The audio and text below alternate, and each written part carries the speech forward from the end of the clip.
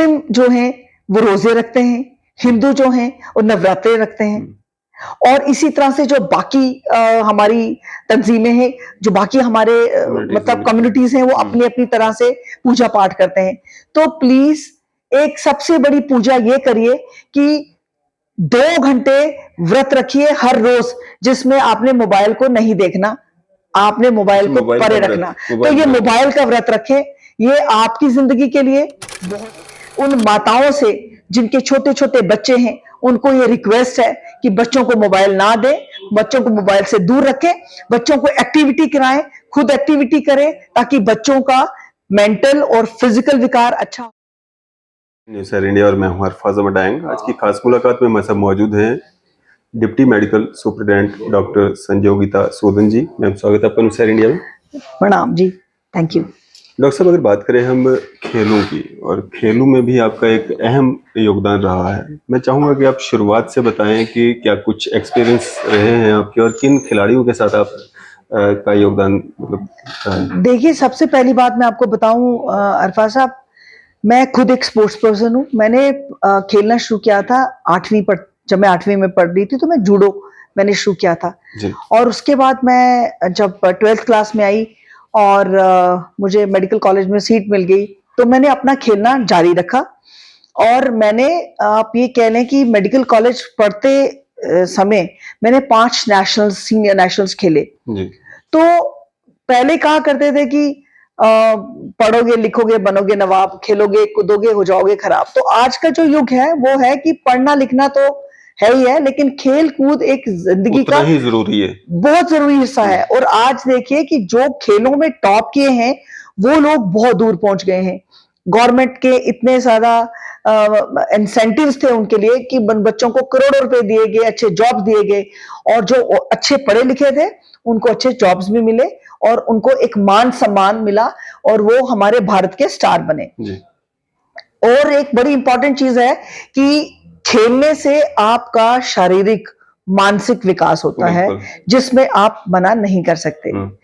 जैसे कहते हैं ना, खेलों से निर्माण व्यक्ति का, व्यक्ति से निर्माण देश का।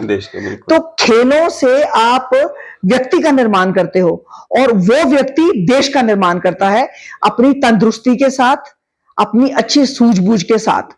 तो मेरा मानना यह है कि जो लोग अच्छा पढ़ते हैं वो अच्छा खेल भी सकते हैं। इसमें कोई वो नहीं कि अगर आप खेलोगे तो आपको पढ़ाई को समय नहीं दे सकते। तो मैंने अब मेरी एमबीबीएस के दौरान मैंने काफी खेला। मेरा स्टेट चैंपियन रही हूं मैं, गोल्ड मेडल रहा, फिर मेरा मतलब इसमें भी ब्रॉन्ज रहा। तो मेरा कहने का मतलब है कि मेरा जो खेलों का करियर था वो बचपन से ही शुरू हो गया था जी। और उसके बाद जब मैंने देखा कि जब हम नेशनल खेलने जाते हैं तो हमें क्या क्या परेशानियों का सामना करना पड़ता है, तो मुझे लगा कि जब मैं डॉक्टर बन जाऊंगी तो मैं अपनी पोस्ट ग्रेजुएशन जो है वो स्पोर्ट्स मेडिसिन में करूंगी। तो उसके बाद जब मैं डॉक्टर बन गई तो मैंने फिर एमडी स्पोर्ट्स मेडिसिन की। एमडी स्पोर्ट्स मेडिसिन मैंने पटियाला से की, जो अपना एनआईएस है, राजेंद्रा मेडिकल कॉलेज। वहां से करने के बाद तो उन्होंने मुझे अटैच कर दिया बॉक्सिंग टीम के साथ, हॉकी टीम के साथ, फिर मैंने रेसलिंग के साथ काम किया। तो ऐसे करते करते मैं भारत को जो टीमें रिप्रेजेंट करती थी, मैं उनकी टीम डॉक्टर बन गई। सबसे पहले जो मैंने ज्वाइन किया उस वक्त बॉक्सिंग में मैरी कॉम और विजेंदर ने नया नया ज्वाइन किया था, तो बच्चे थे उन दिनों। ये बहुत अच्छे रिजल्ट रहे। मैरी कॉम को तो मैग्निफिकेंट मैरी भी कहा जाता है।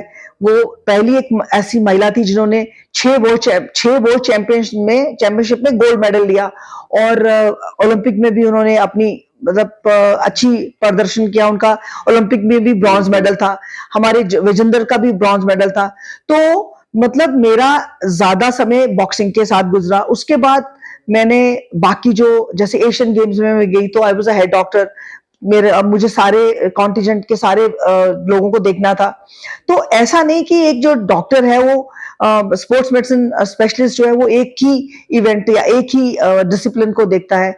जैसे मैं आज भी मुझे याद है कि जब हम लोग पटियाला में होते थे तो एथलेटिक्स में भी कवर देते थे कि उनकी क्या इंजरीज हैं, आर्चरी को, शूटिंग को, रेसलिंग को, बॉक्सिंग को। तो ऐसे करके एक बड़ा शानदार एक्सपीरियंस रहा।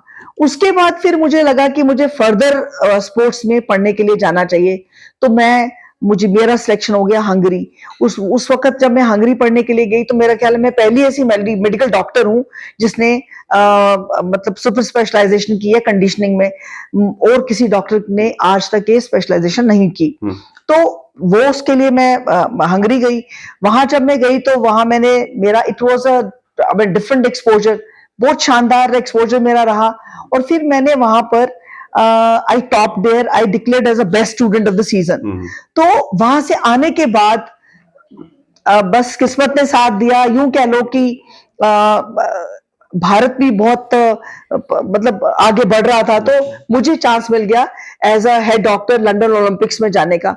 तो मैंने भारत को ओलंपिक में रिप्रेजेंट किया, और उस वक्त हम लोग बहुत 6 मेडल लेके आए थे लंदन ओलंपिक्स में। तो वहां का भी एक्सपीरियंस बड़ा शानदार था। उसके बाद मैंने प्रो बॉक्सिंग ज्वाइन कर ली, professional boxing as a chairman medical commission. और इतने सालों में मैं एंटी डोपिंग को भी देखते जा रही थी। एंटी डोपिंग के साथ मेरा काफी लोगों को, बच्चों को अवेयर करना, जितने भी नेशनल में बच्चे खेलते थे उन सबको अवेयर करना। तो मेन ये था कि बच्चे जो हैं वो फेयर प्ले पे जाए, लाइक कोई भी डोप का इस्तेमाल ना करे, खाने पे ज्यादा फोकस करे, अपनी रिकवरी पे फोकस करे। उसके साथ साथ मैंने फिर मुझे इन्होंने एंटी डोपिंग पैनल में डाल दिया। तो मेरा ये एंटी डोपिंग में एज अ जूरी मेंबर ये मेरा सेकंड टेन्योर है। फिर उसके बाद मुझे गवर्नमेंट ने मिनिस्ट्री ऑफ यूथ अफेयर्स ने डाल दिया यहाँ पे मणिपुर में, जो उनकी सबसे बड़ी, इम्फाल में जो सबसे बड़ी स्पोर्ट्स यूनिवर्सिटी है, मैं उसकी बोर्ड मेंबर हूँ। तो वहां पर भी जाना एक नया एक्सपीरियंस। उस यूनिवर्सिटी में स्पोर्ट्स मेडिसिन का डिपार्टमेंट बनवाया है, बहुत अच्छा चल रहा है। बच्चे बहुत, अब आई थिंक भारत में अगर आप पदक तालिका पे जाएं तो मणिपुर का एक बहुत बड़ा नाम है। मणिपुर में हमारे पास बेहतरीन हीरे कह लो भारत में, मतलब भारत ने दिए हैं। तो ऐसे करके मैं फिर प्रो बॉक्सिंग में, आज भी मैं प्रो बॉक्सिंग में चेयरमैन मेडिकल कमीशन हूँ। एंटी डोपिंग में को भी देख रही हूँ, यहाँ पर सांसद खेल स्पर्धा है उसको भी देख रही हूँ। साथ साथ में अपना यहाँ पे डिप्टी मेडिकल सुपरिटेंडेंट, तो ये भी काम हो रहा है। तो अपना काम करते जा रही हूँ मैं। मतलब मेरी कोशिश यही है कि बच्चे, हमारे जम्मू कश्मीर के बच्चे भी अच्छा खेलें, क्योंकि यहाँ पे बहुत इंफ्रास्ट्रक्चर बना है, गवर्नमेंट ने काफी इंफ्रास्ट्रक्चर बनाया है। और अभी कोशिश यही है कि यहाँ पर भी बच्चे अच्छा खेलें, हमारे जम्मू कश्मीर का नाम भी रोशन हो। क्योंकि सिंस मैं जम्मू कश्मीर से हूँ और मैंने अच्छा किया है, मेरा मन करता है कि जब भी हम कहीं जाएं हमारा जम्मू कश्मीर का नाम भी रोशन हो। बिल्कुल जी डॉक्टर साहब, अगर बात करें हम, ये जो डोपिंग वाला ये जो है, ये डोपिंग क्यों की जाती है? बहुत सारे खिलाड़ियों पे इल्जाम लगते हैं कि ये डोपिंग जो है इनके द्वारा की गई है। देखिए, डोपिंग का मैं बताऊं कि जैसे कंपटीशन का जमाना है, और आजकल हर बंदा चाहता है कि वो मेडल लाए, पर हर बंदे की अपनी एक कैपेबिलिटी होती है। तो अपनी परफॉर्मेंस को एनहांस करके बढ़ाना एक एबनॉर्मल वे से, एक तो आपकी परफॉर्मेंस बढ़ रही है, ड्रग्स की तरह ही होता है, या जैसे अब नेंड्रोलॉन है, एनाबॉलिक स्टीरॉइड्स इंजेक्टेबल फॉर्म में आता है, टैबलेट फॉर्म में आता है। तो वो ये बच्चे ले लेते हैं बिना सोचे समझे, और बाद में ये डोपिंग में पॉजिटिव आ जाते हैं। और जब ये डोप पॉजिटिव आते हैं तो 4 साल का बैन हो जाता है। कई बार तो हम इनको लाइफ टाइम बैन कर देते हैं। और आप इनके साइड इफेक्ट्स देखिए, जितना इनको मेडल लेके फायदा नहीं होता, उतना उससे 4 गुना ज्यादा नुकसान हो जाता है जब ये इनकी शरीर का इनका नुकसान हो जाता है। तो ये बच्चों को बात पता नहीं है कि डोप लेने से हमें क्या क्या परेशानियां आ सकती हैं। और एक चीज इंपॉर्टेंट मैं आपको बताऊं कि डोपिंग में भी अलग अलग तरह के ड्रग्स हैं। जैसे शूटिंग में जो डोपिंग है वो उसके लिए अलग दवाइयों का इस्तेमाल किया जाता है, बिकॉज उसमें आप बीटा ब्लॉकर खाते हैं बच्चे। आपको कंसंट्रेशन चाहिए, जैसे आपका रेसलिंग है या बॉक्सिंग है जहां पर आपको पावर चाहिए, तो वहां आप एनाबॉलिक स्टीरॉइड्स बच्चे लेते हैं। एथलेटिक्स में अलग से लेते हैं। और ऐसे ही हर गेम के लिए अलग तरह की डोपिंग की जाती है, मतलब बच्चों द्वारा की जाती है, विच इज वेरी इलीगल, जिसके ऊपर हमारे बहुत सख्त कानून भी बनाए जा रहे हैं, आगे भी बनाए जाएंगे। इस पे काफी काम भी हो रहा है भारत के अंदर, लेकिन फिर भी इस पे बहुत काम करने की जरूरत है। तो आपने जो ये अपना एक्सपीरियंस शेयर किया, इस दौरान आपको कभी कोई खिलाड़ी मिला जिसने डोपिंग की हो और उसके खिलाफ हाँ जी, कार्रवाई की गई हो? बिल्कुल ऐसा है कि अभी जो मैं इस पैनल में हूँ, एंटी डोपिंग पैनल में हूँ, उस पैनल में आप ये देखिए कि एक मेडिकल मेंबर होता है, मेडिकल जूरी मेंबर, एक एडवोकेट होते हैं और एक प्लेयर मेंबर होता है। तो एक लीगल मेंबर जो है वो एडवोकेट होता है, एक प्लेयर होता है। तो एक पूरी हियरिंग लगती है जहां पे हम लोग उस खिलाड़ी को सुनते हैं कि उसने ये क्यों लिया, क्या लिया, कैसे लिया, और फिर वो हमें बताता है। फिर फाइनली हम देखते हैं कि इसने कौन सी दवाई ली है। तो अकॉर्डिंग टू द ड्रग्स हम लोग बैन करते हैं, कोई 2 साल का, कोई 4 साल का। मतलब आपके टेन्योर में ये हुए? हाँ, मैं आपको हर हफ्ते में 1 या 2 केसेस लगते हैं जिन पे मैं मेडिकल जूरी होती हूँ, जिसमें मुझे मेडिकली ओपिनियन देना होता है कि इसने ये लिया है। तो उसका पता कैसे चलता है? कोई टेस्ट वगैरह? हाँ, हमारे पास एनडीटीएल लैब है, जो हम डोप टेस्ट करते हैं, जिसमें हमें यूरिन सैंपल लेते हैं। अच्छा। यूरिन सैंपल जो है एनडीटीएल लैब में टेस्ट होता है, उसका रिजल्ट आता है, रिजल्ट नाडा को जाता है, नाडा फिर आगे देखता है, उसकी हियरिंग होती है। फिर हम उनकी जो फेडरेशन हैं उनको भी लिखते हैं, उनको बताते हैं कि वो अपना अवेयरनेस का प्रोग्राम शुरू करें ताकि ज्यादा से ज्यादा बच्चे अवेयर हों कि हमें डोप नहीं लेना। एक स्पोर्ट्स पर्सन को मतलब हेल्दी रहने के लिए कुछ लोग मतलब नशे की ओर चले जाते हैं या नशा और ये स्पोर्ट्स साथ में रखते हैं, तो कैसे तंदुरुस्त रहे? देखिए, एक स्पोर्ट्स पर्सन को सबसे पहले अपने खाने पे ध्यान देना चाहिए। शुद्ध खाना, घर का खाना बहुत इंपॉर्टेंट है। एक अच्छा स्पोर्ट्स पर्सन मेडिटेशन करता है। एक अच्छा स्पोर्ट्स पर्सन टाइम से सोता है। क्यों? क्योंकि उसकी रिकवरी के लिए उसका सोना बड़ा जरूरी है। और एक अच्छा स्पोर्ट्स पर्सन टेक्निकली बड़ा साउंड होता है और वो अपनी ट्रेनिंग पे बड़ा फोकस करता है, क्योंकि बेसिक पार्ट है कि आप ट्रेनिंग आपको कौन दे रहा है। मैं आपको एक छोटी सी चीज समझाती हूँ। हम बच्चा तैयार कैसे करते हैं? एक डॉक्टर होता है, एक कोच होता है और एक प्लेयर होता है। कोच और डॉक्टर मिलकर एक स्ट्रैटेजी तैयार करते हैं कि फिजिकली फिट वो कैसे हो और टेक्निकली फिट वो कैसे हो। तो कोच का काम रहता है कि वो टेक्निकली उसको साउंड करे। डॉक्टर का काम ये रहता है कि उसको कोई इंजरी ना हो, वो इंजरी से कैसे बचे, और अगर इंजरी हो जाती है तो उसकी रिकवरी बड़ी जल्दी होनी चाहिए, उसका ट्रीटमेंट प्रॉम्प्ट होना चाहिए, और क्या क्या करे कि उसकी जो परफॉर्मेंस है वो इनहांस हो। डाइट का भी ध्यान डॉक्टर को रखना है। डॉक्टर को रखना है। डॉक्टर के साथ डाइटिशियन होता है, डॉक्टर के साथ एक फिजियोथेरेपिस्ट होता है, डॉक्टर की अपनी एक टीम होती है जिसमें साइकोलॉजिस्ट होता है, डाइटिशियन होता है, क्या नाम उसका, फिजियोथेरेपिस्ट होता है, डाइटिशियन होता है, साइकोलॉजिस्ट होता है, एंथ्रोपोलॉजिस्ट होते हैं, हमें बायोमैकेनिस्ट होते हैं। सो हर एक सब्जेक्ट पे काम किया जाता है। डॉक्टर साहब, आगे क्या गोल्स हैं आपके इन फ्यूचर? मेरे फ्यूचर ये गोल्स हैं कि मैं चाहती हूँ कि मैं स्पोर्ट्स पे ज्यादा से ज्यादा काम करूं, और एक अपना एक सेंटर बनाने का भी सोच रही हूँ कि एक ऐसा सेंटर बनाऊं जहां पे मैं बेस्ट सर्विसेज दे सकूं। और मेरा गोल है कि सोशली लोगों की मदद करूं, जिसमें सबसे ज्यादा फोकस बच्चों पे रहना है मेरा, कि बच्चे जो हैं वो डोपिंग ड्रग्स से दूर रहें, नशे से दूर रहें। मैक्सिमम बच्चे जो हैं वो खेलों की तरफ आकर्षित हो, और खेल के मैदान में हम उन्हें बेहतर फैसिलिटीज दें, बेहतर कोचेस दें, बेहतर ट्रेनिंग दें, उनकी मॉनिटर ट्रेनिंग हो, ताकि हमारा जम्मू कश्मीर का नाम रोशन हो। क्योंकि अगर आप देखेंगे तो हमारे पास आज पैसे की कोई कमी नहीं, इंफ्रास्ट्रक्चर की कोई कमी नहीं, कमी है तो बच्चों को ढूंढने की, आइडेंटिफाई करने की टैलेंट, और उनको ट्रेन करने की और बेहतर बनाने की। आप ये सब काम I wanted to do that. जी जी। आप अपनी जो सर्विस है इसमें आप विभिन्न तरह से जो है अपनी सर्विसेज दे रही हैं, तो आप एनजीओज के साथ भी जुड़ी हुई हैं, सोशल वर्क भी आप करती हैं, इतना तामझाम आप कैसे कर लेती हैं? This is what I said कि ये मेंटल फिटनेस है, फिजिकल फिटनेस है। आज भी मुझे याद है जब मैं छोटी सी थी, आई थिंक 5 7 7 8 साल की रही होंगी, तो मेरे फादर मुझे छोटी छोटी चीजें जैसे गार्डनिंग है, सुबह सैर है, एक्सरसाइज है, वो सब करवाते थे। तो मेरा मतलब मेरा अभी शुरू भी का वही रूटीन रखी है? अभी भी वही रूटीन है। मॉर्निंग फिटनेस, मॉर्निंग सैर करने जाना है, एक्सरसाइज करनी है। आपको एक बला का कॉन्फिडेंस देने में ये चीजें बहुत हेल्प करती हैं। अब देखिए कि मेरे एनर्जी लेवल्स हमेशा बेहतर रहते हैं। क्यों? क्योंकि मैं हमेशा पॉजिटिव सोचती हूँ। मुझे लगता है कि मैं मुझे ये करना है, इसके आगे मुझे ये करना है, ये करना है। तो एक पूरा स्केड्यूल बना के रखती हूँ। क्योंकि जितने भी स्पोर्ट्स वाले लोग हैं, मैक्सिमम देखिए वो डिसिप्लिन्ड है, और जब लोग डिसिप्लिन्ड होते हैं वो बेहतर परफॉर्म करते हैं। आप देखिए इन सब चीजों के बाद भी मुझे वक्त मिल जाता है कि मैं सोशल काम करूं। सोशली भी बड़ी सारी चीजें हैं, बड़ी सारी ऑर्गेनाइजेशन है जिनके साथ, जैसे मैं ये जो कुछ एनिमल के ऑर्गेनाइजेशन है जिनके साथ जुड़ी हुई हूँ।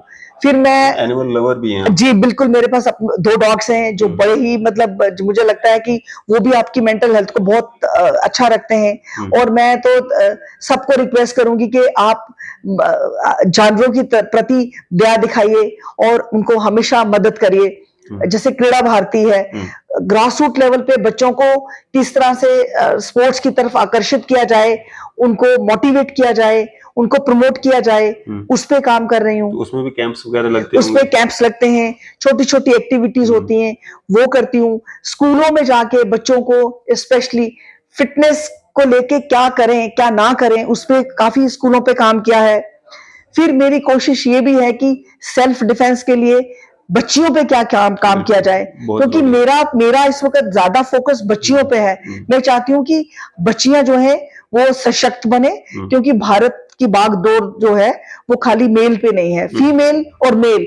आज गाड़ी के ऐसे 2 पहिए हैं जो मिलके काम करेंगे और हम बेहतर रिजल्ट लाएंगे। तो उन चीजों पे भी काम कर रही हूँ। मैम, इतना काम करने के बाद क्या फैमिली के लिए समय मिलता है? हाँ, बहुत अच्छे से मिलता है। शाम को बैठ के डिस्कस करती हूँ कि आज मैंने अब मेरे हस्बैंड के साथ कि आज मैंने ये काम किया, अब मेरा कल का ये प्लान है। मेरे 2 बच्चे हैं, मेरा बेटा डॉक्टर है, मेरी बेटी जो है वो एमबीए किया है उसने, मेरा बेटा जो है अभी उसने ग्लोबल एग्जाम यूएसएमएलई पास किया, तो next I think most probably अगले महीने वो यूएस जा रहा है फर्दर पढ़ाई करने के लिए।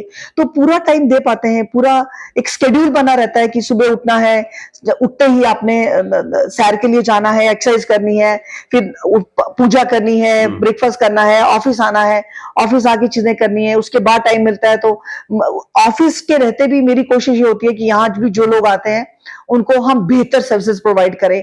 बस कभी ऐसा ना हो कि हम किसी को कुछ ना दे सकें, ऐसी कोई मतलब मौका हमें आना नहीं चाहिए। तो उसमें भी बड़ी कोशिश रहती है कि जहां भी बैठी हूं तो मैं बेस्ट ही करने की कोशिश करूं, हमसे कुछ कोई ले ही जाए। और हमें सपोर्ट भी, फैमिली का बड़ा सपोर्ट है। मैं तो एक इतनी लकी हूं, मैं तो अपने आप को सच में कभी कभी सोचती हूँ कि ये कौन सा योग है कि मैं ऑफिस में भी हूं तो मुझे बड़ा सपोर्ट है।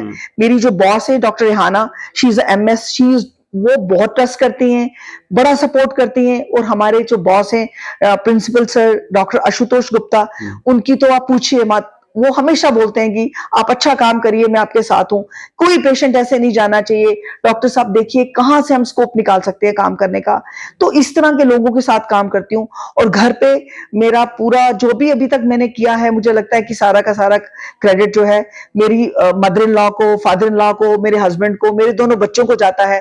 बिकॉज ये एक ऐसी संयुक्त परिवार है जिन्होंने हमेशा मुझे सपोर्ट किया, और बच्चे भी ग्रो करते गए, हस्बैंड ने भी ग्रो किया और मैंने भी ग्रो किया, तो मिलके सबने ग्रो किया। आज भी यहाँ काम कर रही हूँ तो कोशिश ये होती है कि सब मिलके ग्रो करें, मिलके सब मजा भी करें, काम भी करें, सबको साथ लेके चलें। तो इस तरह की सोच रहती है। जी मैम, क्या एक मैसेज रहेगा आपका?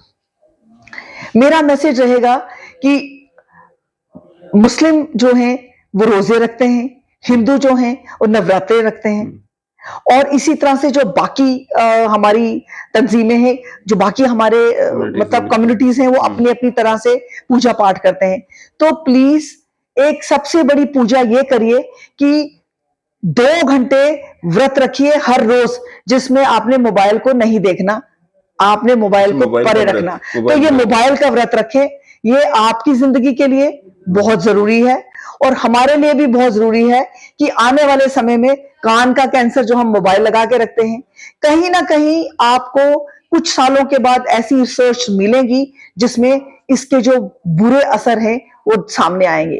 तो मेरा सबसे उन माताओं से जिनके छोटे छोटे बच्चे हैं उनको ये रिक्वेस्ट है कि बच्चों को मोबाइल ना दें, बच्चों को मोबाइल से दूर रखें, बच्चों को एक्टिविटी कराएं, खुद एक्टिविटी करें ताकि बच्चों का मेंटल और फिजिकल विकार अच्छा हो, आपका भी फिटनेस लेवल बढ़े और बीमारियां कम से कम हो।